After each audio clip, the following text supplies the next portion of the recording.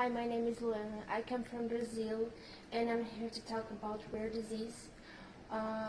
In Brazil, we have 13 million of people who have rare disease, and these people have not access to treatment that they need.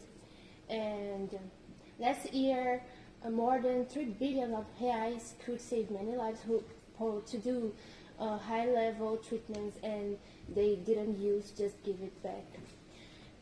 I'm here because my husband have a very rare disease, a hyper rare disease in the ear, and he suffers 24 hours and have been with the worst pain in the world located in the ear, and the treatment only exists in Connecticut, near of here.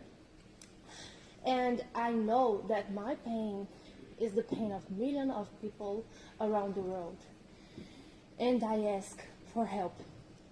Many people could be here screaming for help, but they cannot. We need the attention of all the presidents. I've been with the president of my country, and nothing they did. I've been with the former president, I've been with the first lady, the former first lady, and people, we need help to help 300 million of people who have rare disease. They need help.